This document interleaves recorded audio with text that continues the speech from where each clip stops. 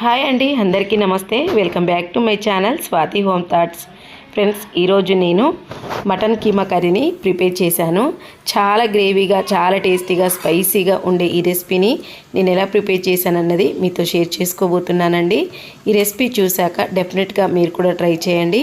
చాలా టేస్టీగా ఉంటుంది. రైస్లోకి, చపాతీలోకి, పుల్కా, రోటీ, నాన్స్లోకి టేస్ట్ అద్రిపోతుంది. చాలా టేస్టీగా ఉంటుంది అండ్ సింపుల్ రెసిపీ. పొయ్యి మీద ఒక కడాయి పెట్టుకొని 2-3 టేబుల్ స్పూన్ల వరకు ఆయిల్ వేయండి. ఆయిల్ వేడయ్యాక పెద్ద సైజు 2 ఉల్లిపాయలు తీసుకొని ఇలా సన్నగా కట్ చేసి వేసి గోల్డెన్ కలర్ వచ్చేంత వరకు ఫ్రై చేసుకోండి. ఆ తర్వాత ఫ్రెష్గా ఉన్న అల్లం వెల్లుల్లి పేస్ట్ వేసారంటే టేస్ట్ చాలా బాగుంటుందండి.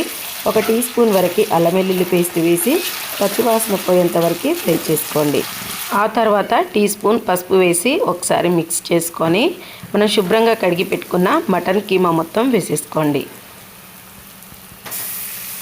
నేను 1/2 కేజీ మటన్ కీమా తీసుకున్నానండి. మొత్తం వేసేసుకొని బాగా మిక్స్ చేసుకోండి. ఆయిల్లో బాగా కలిసేలాగా మిక్స్ చేసుకోండి. లో ఫ్లేమ్లో పెట్టుకొని మిక్స్ చేసుకోండి.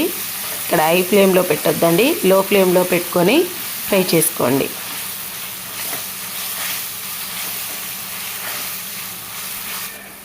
ఇలా పూర్తిగా కలిపేసుకొని మూత పెట్టి ఒక 5 నిమిషాల వరకు మీడియం ఫ్లేమ్లో ఉడికించుకోండి. ఇలా 5 నిమిషాల తర్వాత మరొకసారి కలుపుకోవాలి.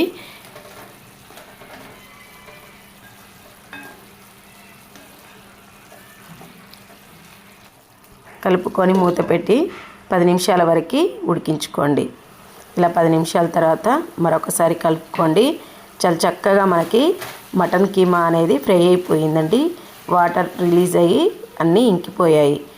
ఈ టైంలో మనము మెంతి కూర అలాగే టమాటా స్పైసీనెస్ తగ్గట్టు కారం, ఉప్పు వేసామంటే చాలా టేస్టీగా ఉంటుంది. ఇందులో సన్నగా కట్ చేసి పెట్టుకున్న 3 టమాటాలు అలాగే మెంతి కూర వేయండి.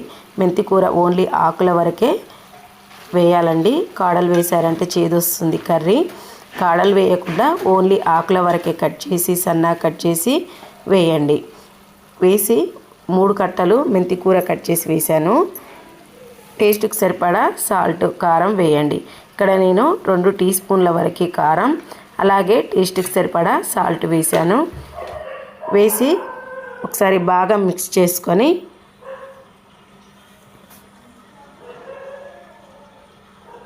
ఇలా బాగా మిక్స్ చేసుకోండి.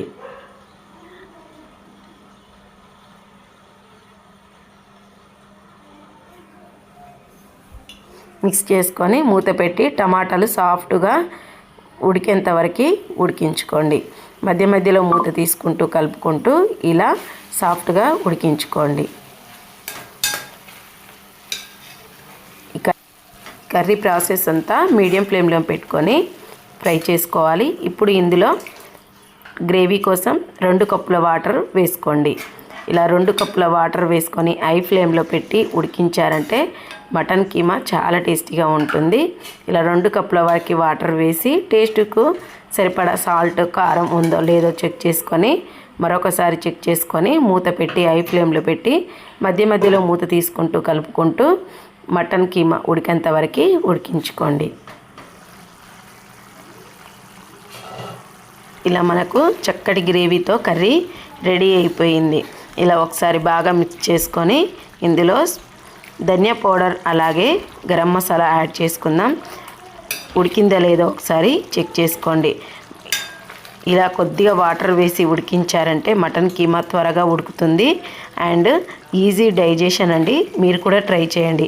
ఇలా మెంతి కూర, టమాటా వేసి మీరు ఎప్పుడు ట్రై చేయకపోతే ఈ రెసిపీ మీరు కంపల్సరీ ట్రై చేయండి. చాలా టేస్టీగా ఉంటుంది.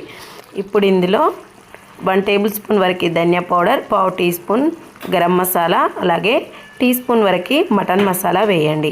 వేసి ఒకసారి బాగా కలుపుకోండి. కలిపేసుకొని స్టవ్ ఆఫ్ చేయండి. స్టవ్ ఆఫ్ చేసి కొద్దిగా కొత్తిమీర, పుదీనా వేసారంటే టేస్ట్ చాలా బాగుంటుంది. వేసి సర్వింగ్ బౌల్లో తీసేసుకోండి. అంతే, వేడి వేడిగా మటన్ కీమా కర్రీ రెడీ అయిపోయింది. ఈ సంక్రాంతికి నేను ప్రిపేర్ చేశానండి. మీరేం కర్రీ ప్రిపేర్ చేశారో నాతో షేర్ చేసుకోండి. అలాగే ఈ రెసిపీ నచ్చినట్లయితే కంపల్సరీ ఒక లైక్ చేయండి. మరిన్ని వీడియోస్ కోసం స్వాతి హోమ్ థాట్స్ ఛానల్ని సబ్స్క్రైబ్ చేసుకోండి. మరొక మంచి వీడియోతో మళ్ళీ కలుసుకుందాం. Thank you for watching.